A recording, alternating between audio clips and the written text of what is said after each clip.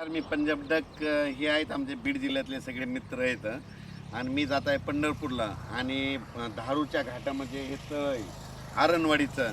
तर यावर्षी ह्या म्हणजे उन्हाळ्यामध्ये म्हणजे मी 31 मेपर्यंत 80% भरलं आहे आणि ह्या तळ्यास त्या म्हणजे लाभ क्षेत्र आहे त्यांच्यासाठी एक आनंदाची बातमी सांगतो.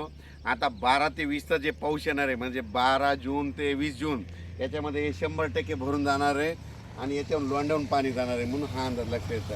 पण राज्यातल्या सर्व शेतकऱ्यांना सांगू इच्छितो, आज आहे 7 जून, 7, 8, 9, 10 दररोज पाऊस वाढत जाणार आहे.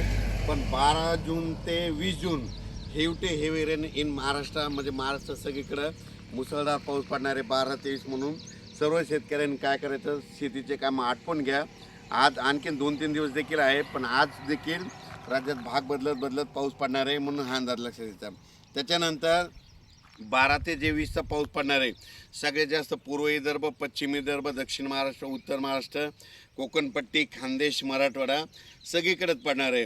पण राज्यातल्या सर्व शेतकऱ्यांना सांगू इच्छितो की म्हणजे आज 7 जूनपासूनच राज्यात मी म्हटलं होतं ना 6 जूनपर्यंत तुम्ही कामं आटपा. 7 जूनपासून म्हणजे आजपासून बघा दुपारी 3च्या नंतर राज्यात ठिकठिकाणी पाऊस सुरू होणार आहे. काल देखील खूप ठिकाणी पाऊस झाला, नाशिककडे झाला, पुण्याकडे झाला, दौंडकडे झाला, आज देखील पहाटे सोलापूरकडे खूप झाला. असाच पाऊस काय होणार, दररोज वाढत जाणार आहे.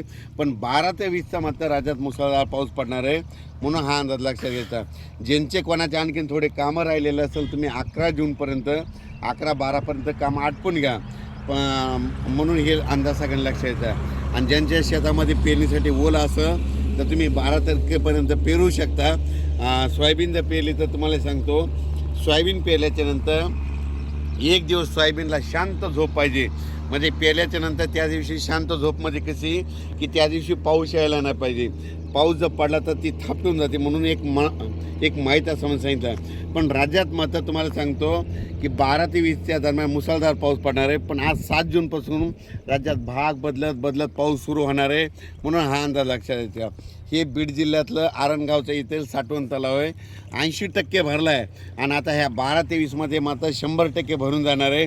आणि यावर्षी बीड जिल्ह्यामध्ये जिथे छोटे तलाव आहे सगळे भरून खडे देखील फुटणार आहे, सगळ्या विहिरीमधून वरून पाणी वाहणार आहे म्हणून हे बीड जिल्ह्यासाठी आनंदाची बातमी.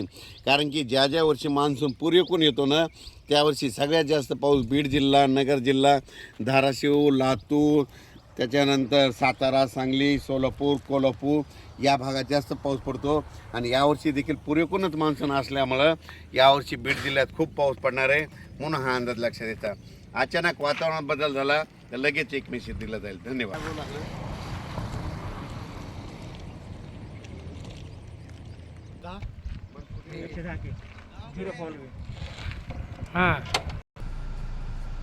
नमस्कार.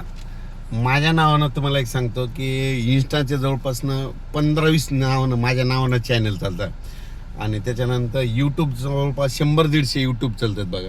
पण तुम्हाला सांगतो मी त्यांच्या कॉपीराईट जर टाकली असती तर त्यांचे बंद पडते.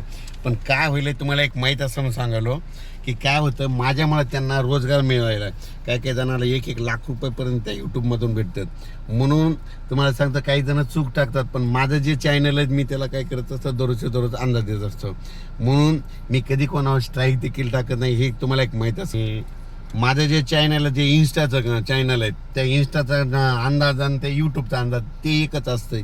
आणि काय झालं माझ्या नावावर जवळपास 100-150-200 यूट्यूबचे म्हणजे चॅनल चालतात पण त्यांना देखील महिन्याला 50,000 1 लाख कोणाकोणाला इतका फायदा होतो. चला आपल्यामुळं जर आपण अंदाज दिल्यामुळे व्हिडिओमुळे त्यांना फायदा होत असेल तर मी ते चांगली गोष्ट आहे म्हणून मी कोणाला म्हणजे स्ट्राईक देत नाही काय नाही. पण त्याच्यात काय करतात काही जण थोडे जुने व्हिडिओ टाकतात म्हणून मला त्यांना विनंती आहे की माझे जुने व्हिडिओ टाकत जाऊ नका तुम्ही. उलट मी तुमच्यासाठी कधी स्ट्राईकसुद्धा देत नाही, काहीच देत नाही म्हणून माझी तुम्हाला विनंती. धन्यवाद.